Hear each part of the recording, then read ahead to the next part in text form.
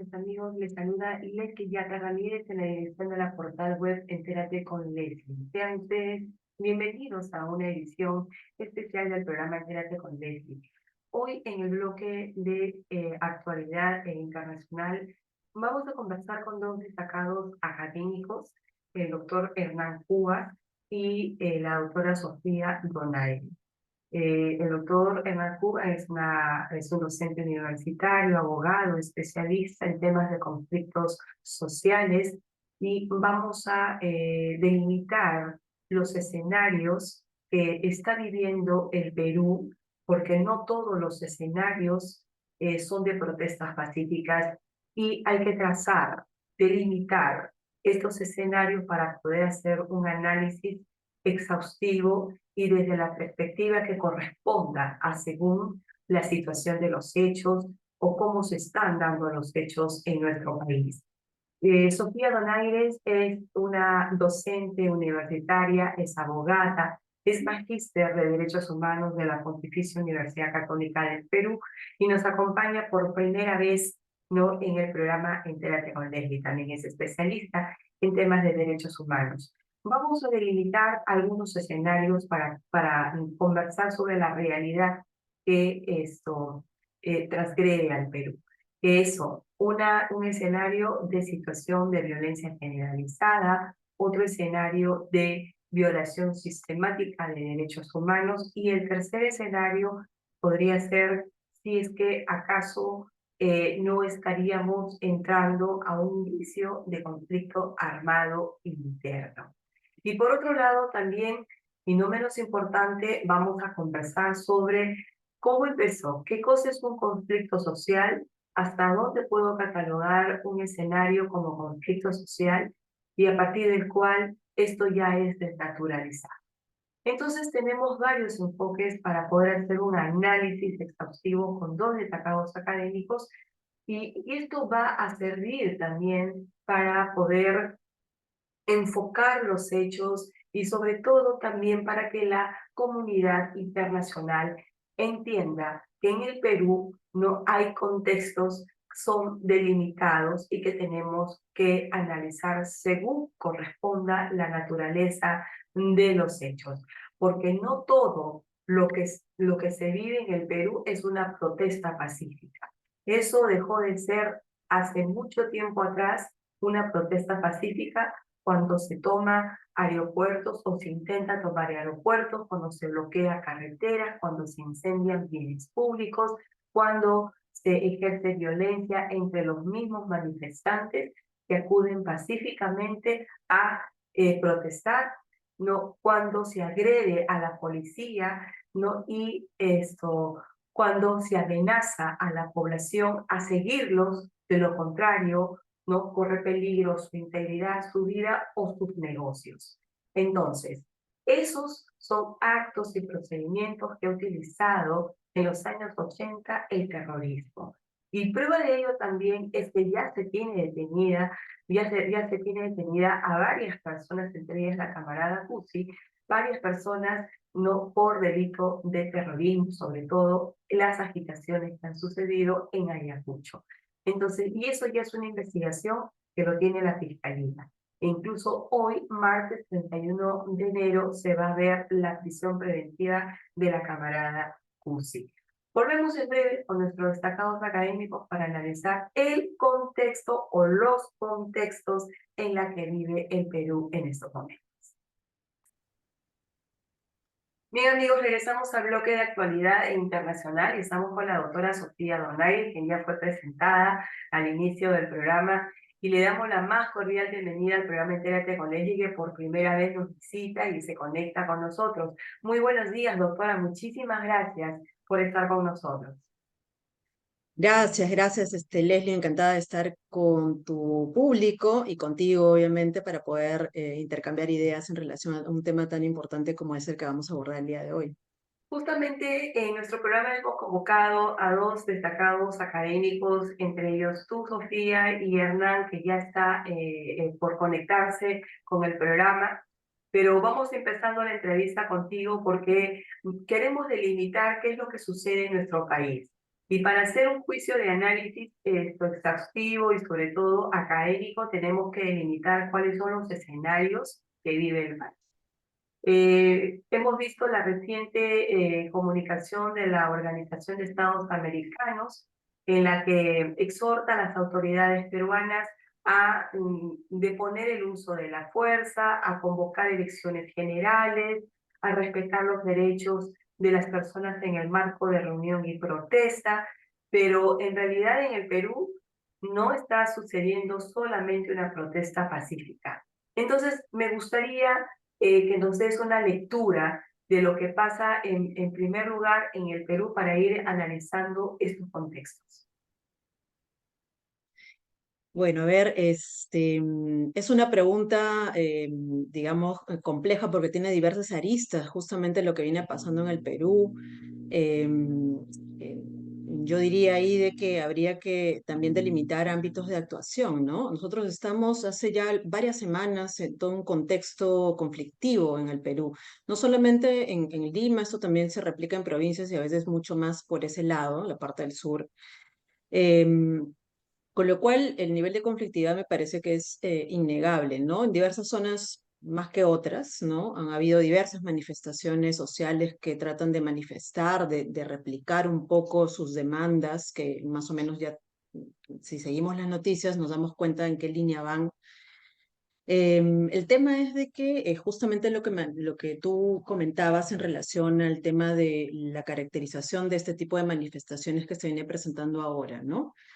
Efectivamente, nosotros partimos de la premisa y del reconocimiento de un derecho fundamental y un derecho humano a la protesta social. Creo que esto es un tema que ha venido mucho trabajándose a nivel de estándares internacionales y se ha replicado también a nivel nacional porque el mismo Tribunal Constitucional recientemente, en una sentencia, finalmente reconoció que es un derecho fundamental no previsto, digamos, explícitamente en la Constitución, pero que finalmente forma parte de la gama de derechos fundamentales de las personas, ¿no? Si uno un poco hace un recuento de cómo es que este derecho debiera ser ejercido y los límites a los mismos, porque al ser un derecho humano, un derecho fundamental, también existen situaciones de límites que deben ser respetables para poder ser ejercidos de una manera legítima. Justamente ahí quisiera un poco ahí hacer el resalte con relación a lo que se dice, no solamente a nivel del Tribunal Constitucional, sino también a nivel de la propia Comisión Interamericana y de otros estamentos del sistema universal, ¿no? ¿Qué es este componente de las manifestaciones en el marco del ejercicio de la protesta social de manera pacífica? Que es justamente a lo que también yo un poco quería pues apuntar en relación precisamente a la caracterización de estas manifestaciones que vienen ocurriendo, Si ¿no? me permite, Y Sofía, esto, poder ujú, ayudar justamente en el tema de la ujú, caracterización de los contextos. En el ujú, Perú no solo se vive una protesta pacífica. Entonces vamos a ir a los ujú. escenarios puntuales, no sin antes darle la más cordial bienvenida al doctor Hernán Cubas. Muchísimas gracias, doctor, por estar con nosotros tan temprano en el programa Entérate con Leslie. Vamos entonces a caracterizar los escenarios. En el Perú Ujú. vivimos una situación de violencia generalizada, una situación de violencia de derechos humanos, y quisiéramos conversar contigo primero si, qué entendemos por violencia generalizada y si este es el escenario que se vive actualmente en el Perú y cuándo estaríamos también, pregunto, en el escenario de conflictos armados, porque hemos recibido varias ideas, sugerencias en nuestras redes sociales de poder analizar justamente estos contextos. Si es que las personas se preguntan si es que acaso también el Perú no estaría ingresando en un inicio de un conflicto armado. Y luego vamos a conversar si lo que vive el Perú actualmente con estos escenarios se le puede llamar conflicto social, que yo creo que el doctor Hernán Cuba va a delimitar cuándo es un conflicto social y cuándo se rompe esa naturaleza para ingresar a estos escenarios de violencia generalizada, de violación de derechos humanos de forma sistemática y cuándo estaríamos ingresando a un conflicto armado. Sofía, entonces, ¿qué entendemos para nuestra audiencia como académica y si el doctor también puede aportarle a ese escenario? ¿Qué se entiende por violencia generalizada dentro país. Sí, a ver, también un poco ahí, moviéndome un poco en la parte del escenario internacional, ese tema de la violencia generalizada o contexto generalizado.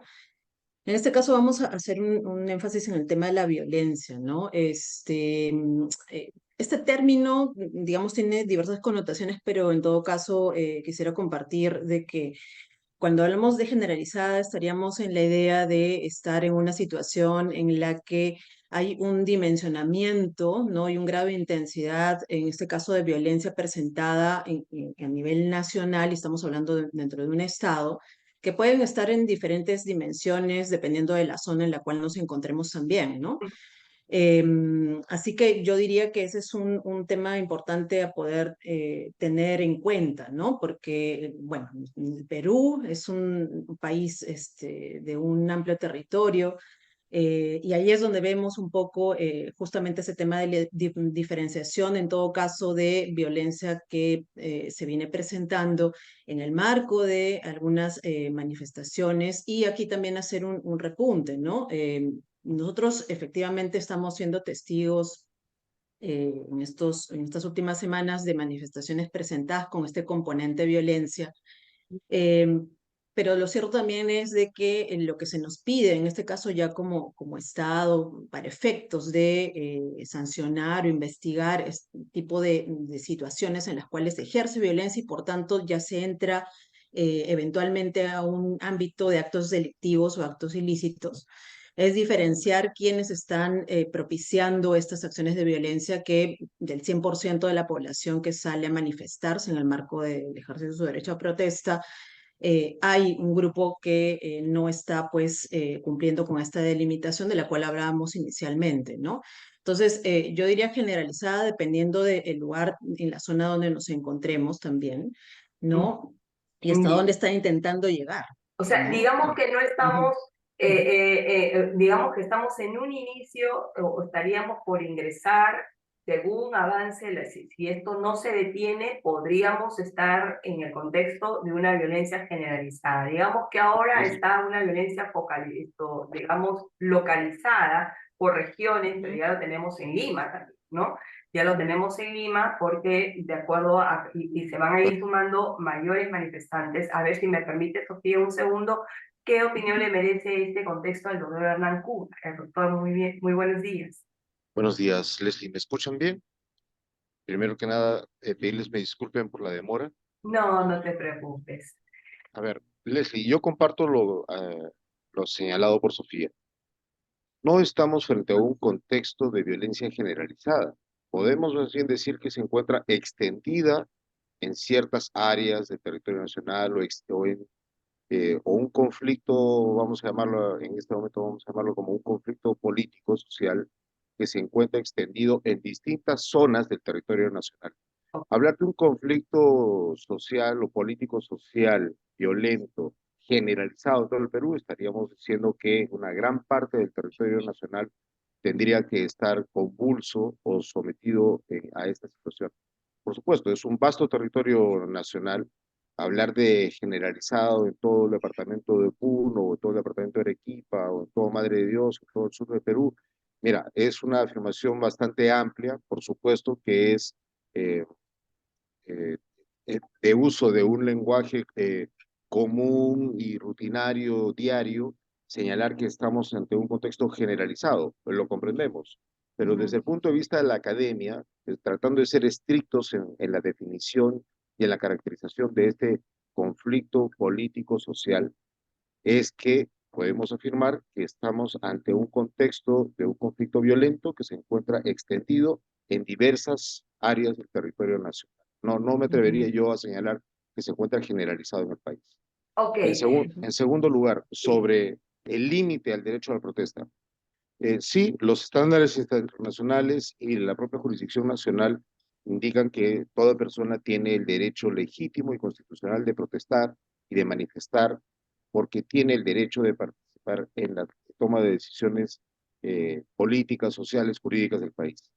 Pero imaginémonos un grupo de personas, no sé, voy a poner un número, 100 personas que protestan frente a un hospital y frente al ingreso de la puerta de emergencia del hospital. ¿Podemos decir que esa protesta es pacífica y es legítima? Entonces, si está bloqueando el ingreso a la emergencia del hospital, Ya podríamos deja de decir, ser señores, pacífica. ya deja de ser Ujú, pacífica porque estaría claro. violentando los derechos de otras personas o afectando los derechos sociales. Entonces, ¿podrían ser invitados a ser retirados de esa zona? Podría ser. Entonces, no hay, los derechos no son absolutos, como bien lo ha dicho, Sofía. Los derechos humanos no son absolutos ni libérrimos. Existe un límite al ejercicio de los derechos. Y yo tengo derecho a libertad de expresión, pero no puedo ofender a nadie. Si lo hago, uso la línea del Código Penal.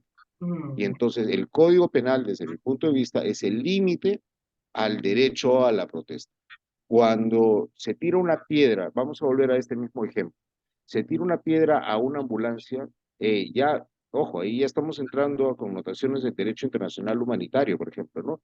Y del derecho, de los estándares de derechos humanos, que dicen que más bien las instalaciones de salud, los profesionales de salud, eh, no deben ser atacados, ni reprimidos, ni obstaculizados en el desarrollo de sus acciones, precisamente porque son garantistas o son protectores de derechos humanos. Entonces, este grupo de 100 personas tiran un objeto contundente contra una ambulancia. ¿Es eso protesta legítima? ¿Es eso protesta pacífica? Ya la defensora del pueblo de entonces, del año 2005, la doctora Beatriz Merino, hablaba más bien del derecho a la protesta razonable, no al derecho a la protesta responsable, perdón. Es decir, uno tiene que ejercer sus derechos siendo responsable de las consecuencias civiles, penales, administrativas en que tuviera lugar. No es libérrimo.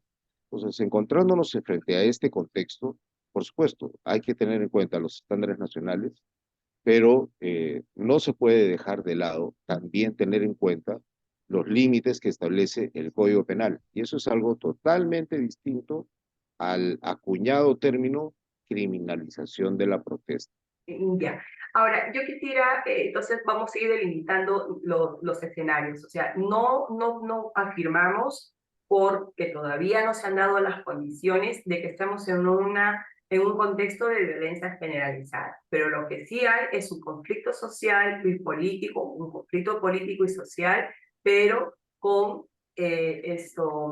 violencia, ¿no? Extendido Ahora, con violencia en ciertas zonas del territorio nacional. en ciertas zonas del territorio del Perú. Ahora, vamos entonces al tema de violencia, porque dentro del marco de la violencia que se está ejerciendo, ¿no? Para poder digamos, llamar o surtir algún efecto político en este gobierno, es que se ha diferenciado también dos escenarios ahí.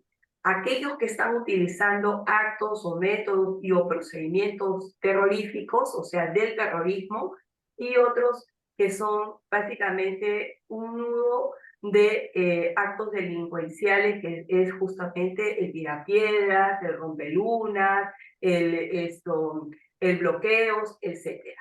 ¿No? Hoy, justamente hoy, se va a ver la prisión preventiva de la camarada Cusi, que ella ha sido detenida por la policía juntamente con otras 6 o 7 personas que están siendo pues, indicadas como las responsables de las movilizaciones, agitaciones en Ayacucho, ¿no? Entonces, yo quisiera que expliquemos ello, porque hemos visto la violencia ejercida, ¿no? Y piden propuestas que no caracterizan demandas sociales. Y eso también es otro factor que se tiene que tomar en consideración, ¿no? Para ver si es que esto es un conflicto político-social, si es que esto es razonable, como bien lo ha acuñado la doctora Beatriz Merino cuando fue defensora del pueblo, si es que el ejercicio de derecho a la protesta tengo que hacerlo de manera razonable, es razonable pedirle al gobierno que liberen a Pedro Castillo, es razonable pedirle a la Asamblea Constituyente,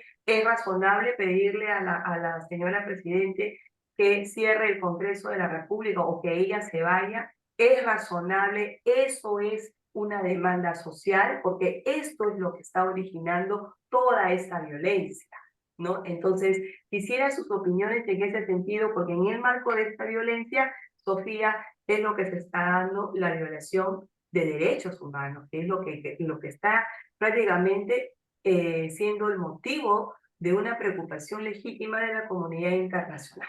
A ver, empezamos contigo, Sofía, brevemente para ir viendo al fondo. Sí, a ver, justamente ahí recogiendo con lo que también Hernán mencionaba acerca de la presencia de violencia, digamos, focalizada en diferentes partes de Perú. A partir de lo que tú mencionas es donde también se ha pues puesto sobre la mesa este tema de imputar, ¿no?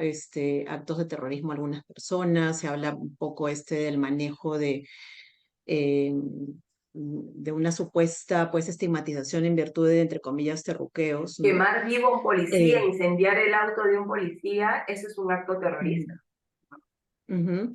Claro, ahí justamente eso me imagino también entraría dentro de todas las investigaciones que se está pues ahora abriendo, ¿no? O sea, nosotros estamos ante un escenario en el cual no solamente tendríamos que enfocarnos a temas de investigación en cuanto a aquellas situaciones en las cuales se dice que habría habido algún uso ilegítimo o De la fuerza. desproporcionado de la fuerza, ¿no? Que es más o menos el discurso que de alguna forma quienes hemos estado pues involucrados principalmente en ámbitos internacionales se plantea justamente a nivel de esos estratos y aquí a quienes se responsabiliza en primer lugar es al Estado, pero yo diría también que justamente como el derecho internacional de los derechos humanos se maneja en un ámbito internacional, el Estado también tiene a nivel nacional su propio ordenamiento jurídico interno que de alguna forma también busca, obviamente, investigar y procesar y sancionar actos delictivos, como bien pueden serlo,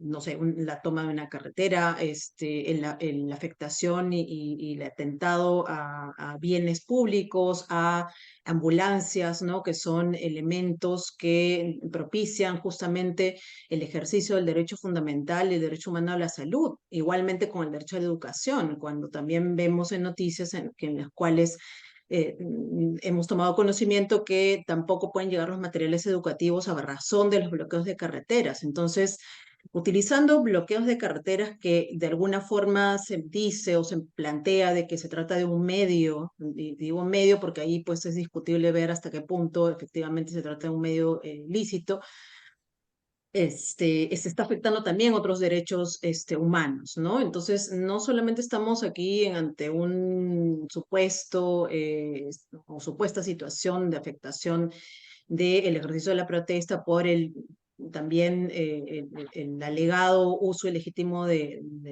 la fuerza, que eso también yo no diría en este momento que habría totalmente una situación de seguridad de que esto efectivamente se haya producido, ¿no? Ahí hay que ver cómo se lleva a cabo las investigaciones, pero también, digamos, habría que ver un escenario en los cuales, al ver que estamos dentro o en el marco de una manifestación que se caracteriza lamentablemente por ser violenta, hasta qué punto también los propios manifestantes están, digamos, viéndose involucrados en estas situaciones que pueden lindar justamente con este tema de la posible configuración de actos terroristas, ¿no? Ujú, ujú. Entonces yo diría que ahí hay una posibilidad abierta, ¿no? No podemos tampoco ahí Pero hay una simplemente decir de investigación que... abierta Ujú, justamente por ello, ujú, ¿no? Y Leslie, justamente sí, por ello. Pero a ver, nos gana mucho el tiempo. A ver, Hernán, en esto sí. te pido por favor que enfaticemos el tema de cuándo estamos ante un conflicto social y este tema de la violencia ejercida en el Perú para ir cerrando el programa. bueno, el término conflicto social es un saco de sastre, entra todo. Y si le incorporamos el contexto de un conflicto social en el cual el tema de fondo es un tema de carácter político, jurídico, constitucional, estamos hablando que estamos frente a un conflicto social de carácter político. Ok, pero ese es un saco demasiado grande. Además, en ese contexto encontramos hechos de violencia. Un policía que dispara, voy a tratar de hacerlo muy rápido, Leslie, un policía que dispara su arma de fuego y mata a una persona. Es un delito, puede ser un delito, puede ser ejecución extrajudicial, en fin. Pero veamos el contexto. El policía que disparó en contra de un grupo de personas que estaban intentando ingresar a este hospital, que estábamos poniendo el ejemplo. ¿Podemos hablar que ha habido una ejecución extrajudicial o un asesinato? ¿O lo que estamos viendo es que el policía ha tratado de ejercer la defensa de bienes jurídicos y ha ejercido la defensa propia? Entonces, con ese ejemplo quiero señalar que no podemos acelerar en la calificación de los hechos, sino hay que entender el contexto dentro del cual se produce y se tiene que realizar la investigación penal que corresponde. Ahora, la protesta pacífica, cuando está revestida de personas que se cubren el rostro, que utilizan objetos contundentes, que agreden la propiedad pública o privada, que se enfrentan contra las autoridades del orden público debidamente identificadas, ya no nos encontramos frente a un acto de protesta pacífica. Ahí nos encontramos frente a un acto de violencia pura y dura. Si esa violencia tiene como propósito subvertir el orden jurídico establecido o generar terror para la imposición de su ideal político, filosófico o lo que fuere, en ese momento se ha cruzado la línea y se ha transgredido el Código Penal y se ha incurrido en terrorismo. Por eso hay que entender cuál es el contexto y no solamente el análisis del caso puntual. Yo creo que en eso el Poder Ejecutivo peruano en general, el Estado peruano es malo en señalar ese contexto y más bien ha intentado explicar, por ejemplo, protocolos de uso. ¿Por qué la policía ya no usa perdigones de goma o ya no utiliza su arma de error? Porque se focaliza en un caso específico puntual y no se analiza el contexto. Nuevamente, supongamos que una turba de 1.000 personas o 5.000 personas intentan incendiar el Congreso de la República porque hay que cerrarlo. Primero, que no existe marco legal para cerrar el Congreso. Segundo, que el cargo de congresista es irrenunciable. Tercero, que el Poder Ejecutivo solamente puede disolver el Congreso en un caso puntual y no se suspende todo el Congreso, sino que funciona la comisión permanente. Así es. Y si no se convoca a elecciones complementarias congresales, es vacado el presidente de la República y asume la comisión permanente. Entonces, hay todo un contexto ahí legal, jurídico, que se tiene que respetar. Supongamos que 5.000 personas intentan incendiar el Congreso de la República. ¿Qué debe hacer las fuerzas del orden? Bueno, pasen ustedes y hagan Incendios. derecho a su protesta e incendien el Congreso de la República. No, porque hay que evitar muertos, porque hay que evitar la violencia. Un No. momento, o sea, hay bienes jurídicos tutelados que ahí lamentablemente las fuerzas del orden tienen que ejercer fuerza pública para frenar los actos de violencia. Finalmente, yo creo que lo que corresponde es hacer un llamado a la calma, a la paz. O sea, ¿cuál es el cauce legal, constitucional, formal que podemos encontrar para resolver la crisis que estamos viviendo? Yo creo que ese debe ser el punto, porque eh, hay grupos, hay actores que están buscando infiltrarse en estas manifestaciones para proponer su agenda extremista. No todas las personas que están protestando o que ejercen estos actos de repente vandálicos son terroristas, pero sí hay terroristas dentro de estos grupos. Entonces, en primer lugar, se tiene que tratar de identificarlos. Pero más importante es identificar el cauce jurídico, legal, que permita resolver lo que se tiende. ¿Puede la señora Dina Boluarte indultar a procesados? ¿Puede desaparecer el ejecutivo y el judicial, y entonces en manos de quién se queda? ¿Puede restringirse a través de un referéndum los derechos fundamentales? Son preguntas que están relacionadas con la plataforma, pero que jurídicamente tienen pues una serie de barreras, una serie de Claro. obstáculos que no Eh, necesariamente pueden ser abordados. Nos quedan 30 segundos, Sofía, y nos vamos porque el tiempo nos gana. ¿Por qué no sería un conflicto armado? Para cerrar la entrevista.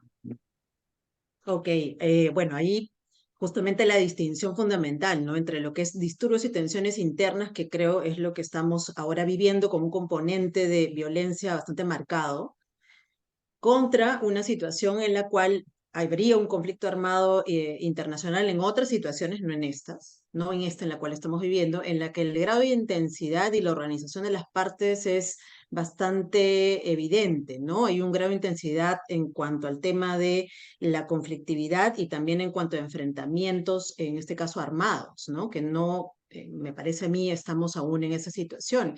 Y adicionalmente, cuando hablamos de un conflicto armado, en este caso no internacional, se activa, como bien Local. conocemos, el derecho internacional humanitario y por tanto esto supone varias implicancias, ¿no? Cuando hablamos de DIH estamos hablando de objetivos militares legítimos. Ujú. Estaríamos planteando entonces que los protestantes son objetos militares legítimos y que esos fallecimientos lamentables, justamente, son objetivos que estarían configurando una no privación arbitraria de la vida. O sea, hasta ese punto podríamos llegar. Yo creo que todavía no estamos en ese escenario, estamos moviéndonos en un escenario en el cual se aplica el derecho internacional de los derechos humanos y esperemos de que esta situación no escale mucho más.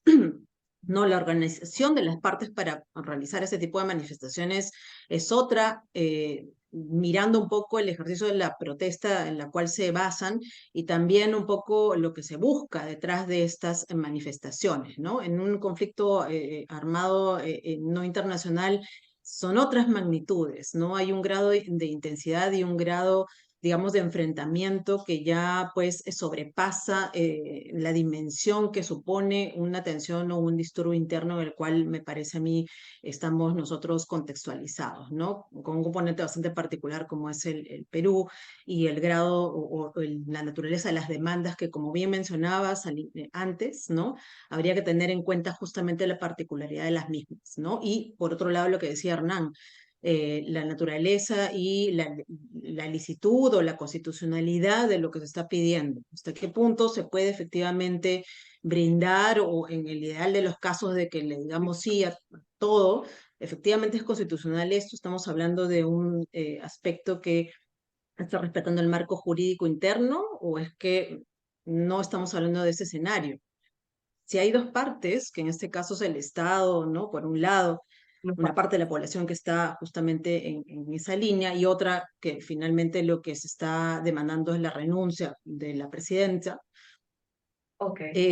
Yo creo que ahí debería haber un margen de actuación de sede, ¿no? Que lamentablemente me parece que no hay, ¿no? Muchísimas Al menos gracias, por ahora. Sofía. Leslie, Muchísimas gracias, una, Hernán, por esta una, claridad de los puntos de vista y análisis de los contextos. Ha sido realmente de bastante utilidad para el programa poderlos escuchar y estoy segura que las personas que nos están viendo y nos están escuchando van a entender un poquito más lo que sucede en su país. Muchísimas gracias a ambos y será hasta una nueva oportunidad. gracias, Leslie.